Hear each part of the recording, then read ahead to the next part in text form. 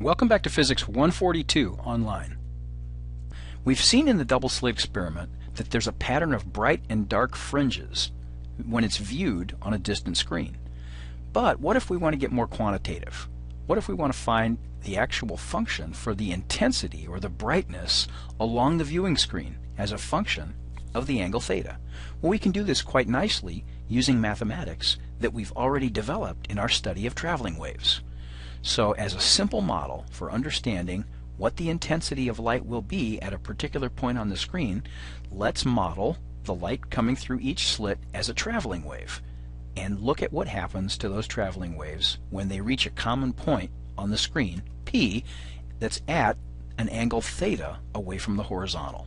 So the two traveling waves travel slightly different distances. x2 and x1 are the two different distances, and we see the familiar form for the two traveling waves. We assume that they have a common amplitude a, and so we know the identity for adding together two cosine functions gives us a product of a cosine function that only depends on position, and then a second cosine function that has the same form as a traveling wave.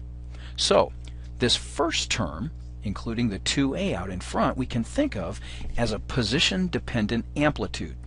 We will be able to show in just a minute that these distances, x2 and x1, depend on the angle at which the point on the screen is located. And so what we see is that this position-dependent amplitude will change and will have a different value at different points on the screen. And being a cosine function, it will go back and forth from 0 all the way to 1 and -1 and reach maximum values. So now we already know from our analysis of the double-slit experiment that that path difference, x2 minus x1, is indeed d sine theta. So it does depend on the angle theta. Then we make that substitution in the first term of our overall total wave, and that becomes k over 2 d sine theta. Now let's substitute for k. We remember that k is the wave number, 2 pi over the wavelength, and we simplify one more time and get this in a form where we can see clearly that this cosine term, which is part of the amplitude function, depends, of course it depends on constants like the separation between the slits and the wavelength of light, but most importantly it depends on the position on the screen through the angle theta. So we consider that an amplitude that depends on the angle theta, that whole term. So what we will do on the next screen is write down an expression for the intensity at that point. And we're going to use the definition that intensity is always proportional to the square of the amplitude. Because remember, amplitude in this sense can be both positive and negative, but intensity or brightness is something that we always experience as positive. So we define that to be a quantity that's proportional to the square of the amplitude. As a result, then, we can say that the intensity at an angle theta on the screen is proportional to the square of the amplitude at that point. And the proportionality constant, we don't know what that is, but we know that this proportionality holds. And so just to remind you where that came from, all we did was take this term, the 2a cosine term, and we squared it to get this expression here. Now, what we're also going to do is make use of the fact that the intensity from a single source, we'll call that I0, that's proportional to the square of the amplitude of a single source, which is just a. That would be a source where the traveling wave is just a times the cosine of kx minus omega t. So we can write that proportionality down as saying the intensity for a single source is just proportional to the amplitude squared, and these proportionalities must have the same proportionality constant, right? Because both of them tell us that the intensity is proportional to the amplitude squared. So whatever the proportionality constant is, since it's the same in those two equations, we can just divide them by each other, which cancels out the proportionality constant. So I at position theta divided by I0 is equal to this term up here, the 4a squared cosine squared term, divided by a squared. And so finally the a squareds drop out, and we're left with a very simple answer for the intensity of light at a position on the screen given by the angle theta. And we can see that this intensity is made up of a term out in front, which, notice, this is 4 times the intensity of a single source. And then the cosine squared term will oscillate back and forth from 0, which is what we would get at certain values of theta, to 1 at other values of theta, and so on.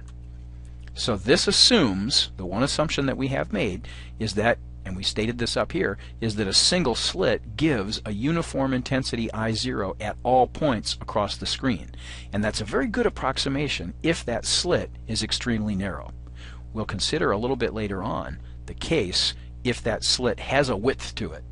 But for now, we'll just assume that these slits are very, very narrow slits. So what does that function look like? Like I said, at theta equals 0, here we're plotting intensity versus sine theta to keep it simple. And at theta equals 0, that means sine theta is equal to 0, and the intensity will have its maximum value of 4I0. And then when the angle gets a little bit larger, it goes down to a minimum and then back up to a maximum, and so on. And on a viewing screen, what we see, we don't see obviously this kind of plot, but what we see is where the peaks in the plot are, that's the center of the bright fringes. And then where the troughs are, where the zeros are, that's the center of the dark fringe that's adjacent. So I've lined these two up so that the peaks are at the same positions as the centers of the bright fringes. And one of the things that we often will see, although in this viewing screen image it looks like the bright regions and the dark regions are roughly the same width, what you'll see if you look at it with your own eyes as opposed to taking a camera image, you'll see that the bright fringes are wider than the dark fringes. And that's simply because your eyes are really, really sensitive light detectors. And so if you can detect intensities way down low on this plot, and if I drew a horizontal line way down low near the horizontal axis, you'd be able to see that the width of the bright region, where you actually can see light, is going to get larger, and the widths of the dark regions are going to get smaller. So this is a quantitative treatment of the intensity as a function of position on the screen.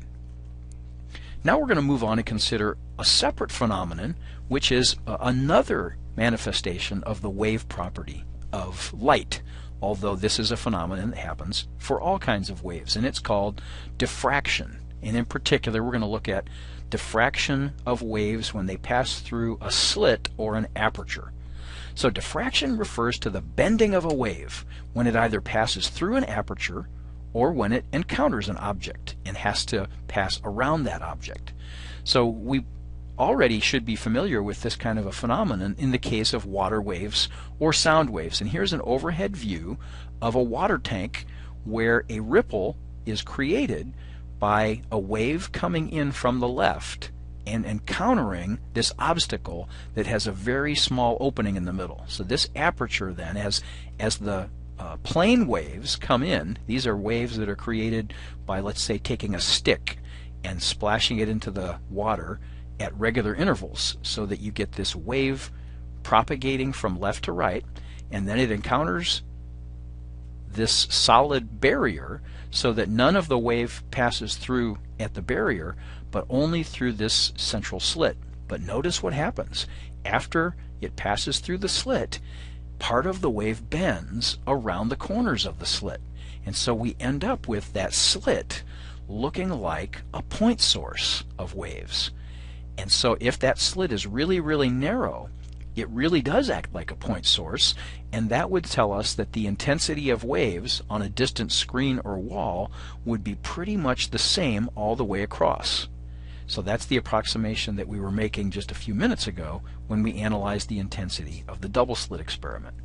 So waves, when they pass through an aperture like this, some of the wave travels around the corners, and so there's a bending phenomenon going on. And this is very interesting because it says that as opposed to, let's say, a stream of particles, if you had this being a stream of particles, you would imagine they would either go through the slit and travel in a straight line path, or they would hit the barrier and they wouldn't go through the slit at all.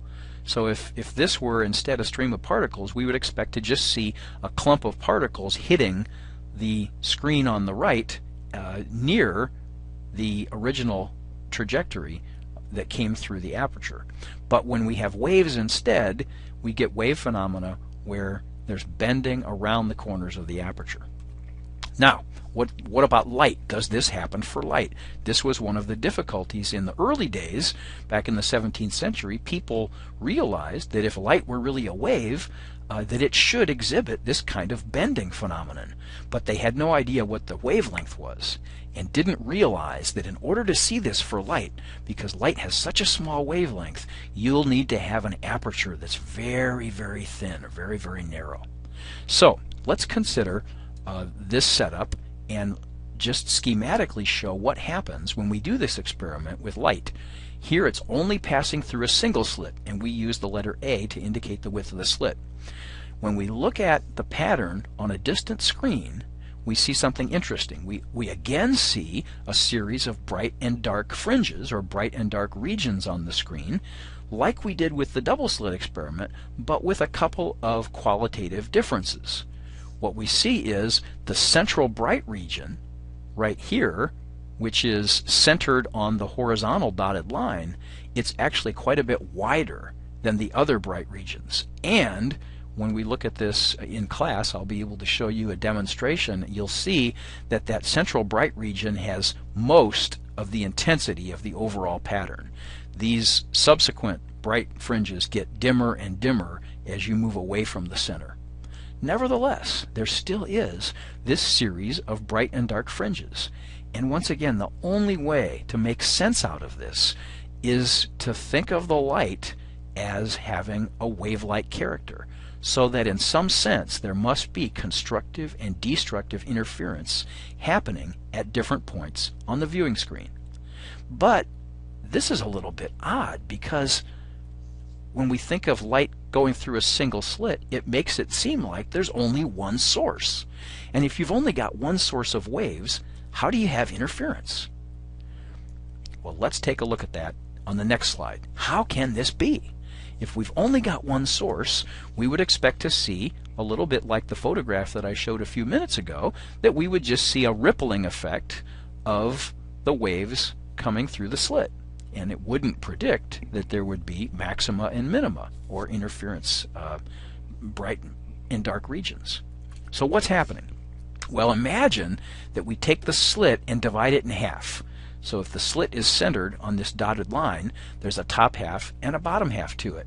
And now imagine that you've got a point in the top half and a point in the bottom half that are separated by a distance a over 2. Well, the light traveling through, coming from those 2 points, we can think of the light passing through those 2 points as making up separate sources. And so if that's true, then light that passes through the upper dot and then reaches the screen at a certain point, and light that passes through the region where the lower dot is and reaches a point on the screen, that light could, under the right conditions, interfere constructively or destructively at different angles theta on the screen. So if we realize that this single slit is actually composed of infinitesimally tiny individual sources, then we see how constructive and destructive interference could happen. So let's analyze this situation and write down the conditions for the dark fringes. Okay, so if we take these 2 dots that are separated by a distance a over 2, because we've cut the slit in half, the path difference, delta x, is this additional distance here, which at an angle theta is going to be equal to a over 2 sine of theta. Remember, that comes from the analysis of this right triangle that's set up when we make the perpendicular line here from the top dot to the line joining the bottom dot and the point on the screen. So that path difference is a over 2 sine theta, and for destructive interference, that path difference should be a half integer multiple of the wavelength. So we've listed a few of the first 3 values here. If we use that and multiply both sides by 2, we see that a sine theta is lambda, 3 lambda, 5 lambda, so all of the odd multiples of wavelength. And it's tempting to think that maybe that's the end of the story, because if these 2 dots light coming from these 2 points interferes destructively, then if we just shift down to 2 points immediately below these, they would still be separated by a distance a over 2. So all of the different points in the slit could be paired up like this, and this would tell us at the right value of theta we would get destructive interference. But this is not the end of the story. Let's take a quick look again. Here's a schematic diagram of the slit expanded a little bit, imagining that we subdivide it into many, many, many tiny dots. The point is that if we break the slit in half, we can always pair up these dots into pairs that are separated by a over 2. So that condition for destructive interference will apply to all pairs of dots that make up the entire slit. Okay, but that's not the end of the story, because it might have occurred to you that you could also divide the slit up into quarters instead of halves, and then you could divide them up into eighths and sixteenths and so on. And the mathematics for each of those choices would give us slightly different expressions for the path length. So for halves, this is what we already did. We realized that if you divide the slit up into halves, that produces pairs of points that are separated by a distance a over 2, so the path difference is a over 2 sine theta. But for quarters, I'm not going to draw a diagram, but if you divide the slit up into quarters, then you create pairs of points that are separated by a distance a over 4. So that the path difference, a over 4 sine theta, if that's still equal to a half integer multiple of the wavelength, and we multiply both sides of this equation by 4, now we see we're generating additional solutions, additional values of a sine theta that produce destructive interference. So now this gives us lambda, 2 lambda, 3 lambda, 5 lambda, 6 lambda, 7 lambda, 9 lambda, 10 lambda, so on. Is that all we have? No, because you can do the same thing with eighths. You can divide the slit up into eighths. So now we get, for the path difference, a over 8 sine theta. Setting that quantity equal to a half integer multiple of the wavelength gives us a sine theta is 4 lambda, or 12 lambda, or 20 lambda. So now, if you look at these, we've got 1, 2, 3, 4, 5, 6, and 7, right? You get the idea. What happens if you go on and repeat this process with 16ths and 32nds and 64ths is you end up generating all of the possible integer multiples of a wavelength on the right hand side. So the general equation, remember this is the equation for the dark regions, for the intensity minima, is given by a sine theta equals m lambda, where m is any non-zero integer. The reason m can't be 0 in this equation is because this is the equation for the dark spots. M equals 0 would correspond to theta equals 0, and we know at the very center of the screen that's where there's the bright region, right? So don't make the mistake of plugging m equals 0 into this equation, because that would not be consistent. So let's do a quick example just to show how this works. Find the width of the central maximum diffraction peak for light of wavelength 633 nanometers illuminating a 1 millimeter slit on a screen 4 meters away. So always have to draw a sketch to illustrate this. We've got the single slit. There is a point on the screen over here. The screen is a distance L away. And what we want to do, in order to find the width of the central maximum peak, we would like to find the distance on the screen between the first minimum on the top of the pattern and the first intensity minimum on the bottom of the pattern. So if we can find this distance y1 using some geometry, then double it, that will give us the width of that central bright region. Okay, so it's simple enough to use the condition for where a minimum is located. A times the sine of theta 1 is just, using m equals 1, it's just going to be lambda. But to get y, we're going to use an expression for the tangent of theta, because that's going to give us the correct relationship. So this will allow us to solve for the angle. We know the wavelength, we know the slit width, So we find the angle is very small, 0.036 degrees. Now, from the geometry of the sketch, that y distance is L times tan theta 1, which gives us about 2.5 millimeters here. When we double that, we get just over 5 millimeters, which is the distance between the first minimum on top and the first minimum on the bottom.